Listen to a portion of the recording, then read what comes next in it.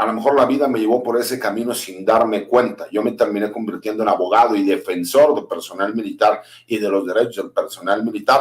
La verdad es que sin querer, la vida me llevó, ¿no? Al grado de que en el 2014 realizó una marcha en favor de los derechos humanos del personal militar. Y desde ahí se me tachó como que era un hombre de izquierda que apoyaba al movimiento de quien es ahora el presidente de México y de la Cuarta Transformación, y pues siguió un buen tiempo de estar encima de mí, de investigarme, investigar a mi familia. Pero como siempre lo he dicho, yo voy a pagar las consecuencias de los actos y de las opiniones que yo emita. Aquí mi duda, mi querido Víctor, es, y siendo muy claros, creo yo que el presidente de la República toma esta decisión porque lo que él quiere es proteger a la Guardia Nacional, o por lo menos el proyecto de la Guardia Nacional que él está creando. Creo que el proyecto como tal es muy ambicioso, pero es bueno. Creo que lo que él busca es que después de 20, 30 o 40 años sigamos viendo a la Guardia Nacional, pero ya dando los resultados que tendría que dar. Porque seamos muy honestos, si bien es cierto, se ha intentado, estos años no ha sido la solución la Guardia Nacional, también por una cuestión a mí muy personal punto de vista. Y es el hecho de que tanto los municipios como los estados están fallando en brindar seguridad pública. No todos, por supuesto, pero sí la gran mayoría. Porque esa Guardia Nacional que nosotros esperábamos que hiciera grandes detenciones y que fuera sobre grupos criminales que se encuentran en diferentes regiones del país, la realidad es que se le ha pasado desgastándose en delitos del fuero común, que tendrían que estarlo viendo tanto las policías municipales como las policías estatales, y que aparte se termina entorpeciendo por esta, a lo mejor, falta de capacidad para saber que después de la detención tendrá que haber una serie de procesos de carácter administrativo en donde el personal militar nadie le explicó, o si le explicó no se tomaron el tiempo suficiente para que les quedara claro de cómo se tiene que hacer ese informe policial homologado, una puesta a disposición, si hay una retención ilegal, cómo justificar ese tipo de cuestiones de carácter legal y posteriormente presentarse a la declaración que tiene que rendir ante un tribunal o un juzgado, en donde por supuesto que los abogados defensores ya tenemos un machote preestablecido, incluso desde la queja a los derechos humanos, la denuncia por violación al debido proceso, etcétera, etcétera, etcétera. Y ahí es donde me gustaría saber tu punto de vista, mi querido Víctor. Mira, yo creo que hay un fenómeno, te acordarás de este incidente en La Huacana, Michoacán, donde personal militar fue desarmado. Yo creo que frente a todos los reglamentos, el reglamento de aplicación común a las tres Fuerzas Armadas de uso de la fuerza, la Ley Nacional de Uso de la Fuerza, los militares estaban plenamente autorizados a defenderse porque su vida peligraba. Y aún así no lo hicieron. Hay un fenómeno que ha ocurrido en México en el que los policías y los militares hoy en día ya tienen miedo de hacer su trabajo.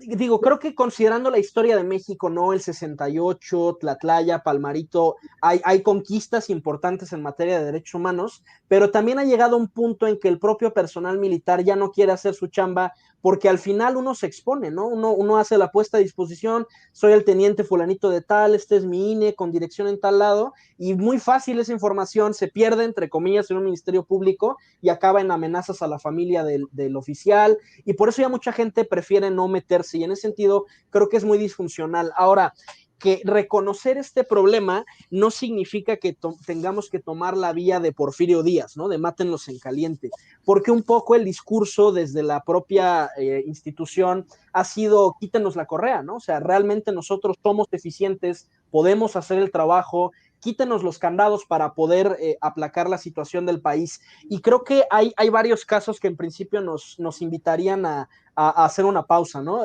Tú comentabas también en tu Twitter de este caso muy reciente de 30 marinos de Fuerzas Especiales en Tamaulipas que fueron detenidos y están acusados de haber realizado desapariciones forzadas, tortura en Tamaulipas a mediados de 2018. Y yo creo que hay que tener mucho cuidado porque se supone que el Estado se tiene que distinguir de la delincuencia en la forma en que emplea la fuerza. La fuerza se tiene que utilizar, hay gente que nos quiere lastimar y que no va a entender de otra más que haciendo uso de la fuerza pública, pero sí tenemos que tener cuidado en no caer en las mismas prácticas que la delincuencia organizada, porque si el Estado también tortura, también extorsiona, también incurre en este tipo de comportamientos, ¿cómo nos distinguimos de los malandros? Y yo creo que aquí hay un tema, César, que tú y yo conocemos, pero que mucha gente en el público no conoce, que es el tema de la formación militar. La formación militar se ha elogiado mucho como candado al que no quieran desear mucho poder, ¿no? Los militares son leales al presidente, a la constitución, pero también hay un elemento formativo que ocurre en los planteles militares, y es el hecho de que uno lo entrenan para ser cabrón. Y al final, pues 3 o 4 años de ese adiestramiento, ¿no? Y de esas prácticas que ocurren, que a veces terminan en accidentes, en cadetes lesionados de por vida, pues claro que tienen un efecto cuando el personal sale a operar, ¿no? O sea, 3 o 4 años encerrado en el colegio y que de pronto te dejen libre, pues claro que hay un enojo, claro que hay cierto rencor que a veces puede ser que lo saquen, ¿no? Con los detenidos o con la ciudadanía que tienen contacto. Y yo creo que también ese es un tema que hay que considerar, César, el tema de la formación, porque al final uno como profesionista de la seguridad, más que el entrenamiento académico, lo primero que uno aprende es un entrenamiento en inteligencia emocional, porque tú de entrada, cuando hay una situación de peligro, cuando hay un enfrentamiento, si estás escoltando a un cliente, tu reacción no puede ser la del ciudadano de a pie. No puedes correr, ocultarte. Tú eres quien tiene que mitigar la amenaza. Tú eres quien tiene que correr hacia el peligro. Y además, muy en particular, la formación policial está diseñada para que uses la dosis mínima indispensable de la fuerza. Es muy normal en un enfrentamiento que la adrenalina, que el temor, que la furia, a veces uno se apoderen de él, pero mucho de la formación que uno tiene que tener al dedicarse a la seguridad es eso, ¿no?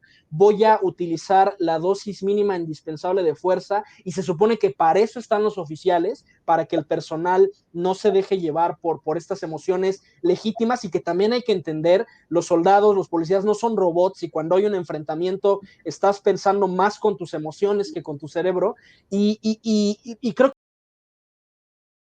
que tener ese tema en cuenta, ¿no? La formación y el tipo de pedagogía que le estamos dando a nuestros oficiales, a nuestro personal que causa alta, para que sean agentes del orden, no solamente distribuidores de violencia.